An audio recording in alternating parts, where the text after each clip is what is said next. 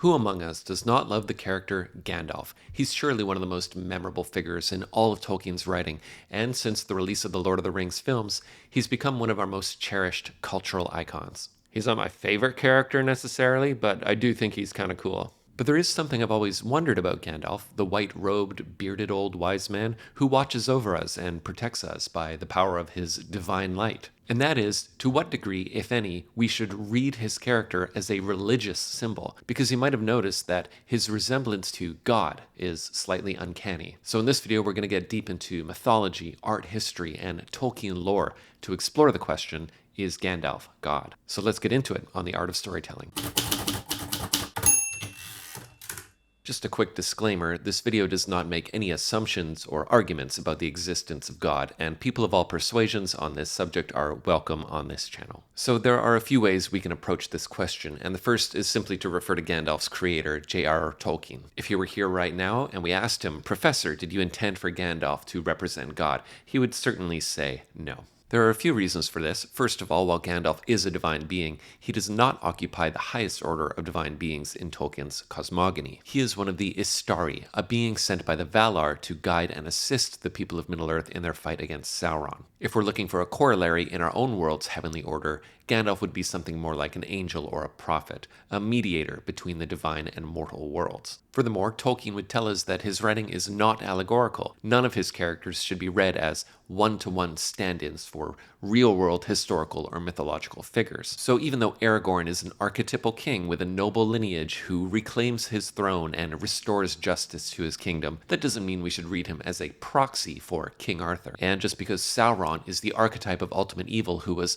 once an angelic being but now uses deception to tempt people into sin, that doesn't mean he's just a copy of Lucifer. Tolkien wanted his world and its inhabitants to have a depth and complexity all of their own, and he believed that any allegorical reading of his stories would limit the scope of interpretation for his characters. And this makes perfect sense if you think about it. If you were to just rehash old myths and folktales and just swap out the name Arthur for Aragorn, he wouldn't be doing anything interesting. But by absorbing a broader corpus of Western mythology and reconstituting it into a new imagined world, he could achieve a kind of synthesis of Western civilization's most potent narratives. I don't know, that might explain why the books and the films are so popular. It's probably best to think of Gandalf as a kaleidoscope of different mythological figures. You got Merlin in there, obviously, maybe a bit of Odin. We can really only guess how Professor Tolkien's vast knowledge of mythology ultimately coalesced into each unique character. There is some evidence that he got the inspiration for Gandalf from this German postcard, though that is not confirmed. Now, the fact is that characters tend to outlive their authors and take on a life of their own. With every new interpretation or adaptation, characters evolve beyond the original intentions of their author. And that's certainly true for Tolkien's characters, for better or worse. Naturally, the Lord of the Rings films have dramatically shaped the image of Gandalf in popular culture. By the way, it's kind of interesting to look at illustrations of Gandalf that predate the Jackson trilogy,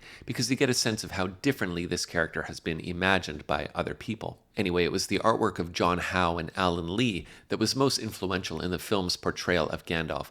If you didn't know, these guys have cameos as two of the 9 kings of men who become ringwraiths. I didn't know that till I researched this video. In any case, the films are by far and away the most culturally influential portrayal of Gandalf. And of course, he has 2 versions appearing in both gray and white varieties. Of these 2, it's quite clear that Gandalf the White is the more godlike. And I don't just mean he leveled up his abilities. I mean he looks more like this guy. This is a painting called God the Father by Cima da Conegliano, painted in the early 1500s.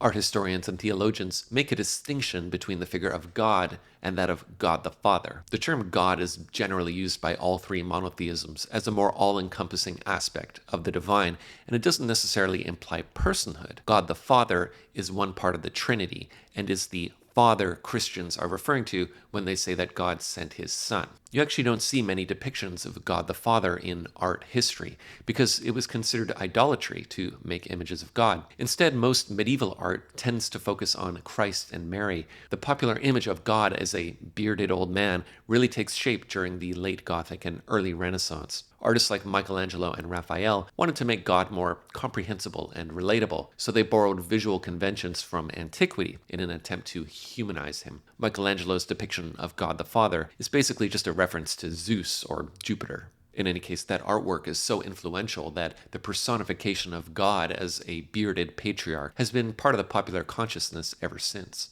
Good idea, O Lord. Of course it's a good idea.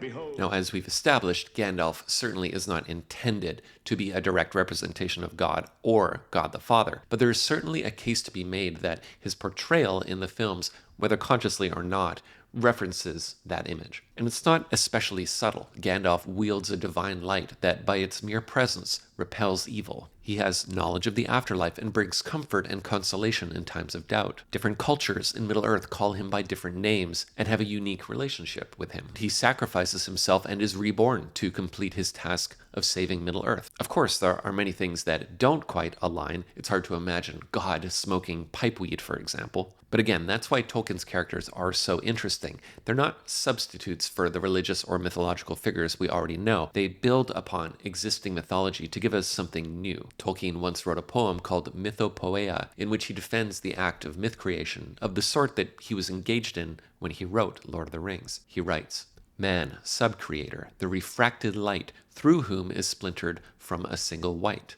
to many hues and endlessly combined in living shapes that move from mind to mind." My interpretation of this passage is that Tolkien wanted his characters to occupy the same type of space in our cultural imagination that any other real-world mythological character would. And in many ways, he achieved that. It's kind of funny to stop and consider that today people are probably more familiar with the character of Gandalf than they are with characters like Zeus or Odin, or the countless other bearded patriarchs who have for millennia personified divine wisdom. Precisely what aspect of the divine you see in Gandalf will probably depend on your own personal view of divinity itself, and that is perhaps what Tolkien intended for the character all along. So thanks for watching, please subscribe for more videos, and I'll see you on the next one.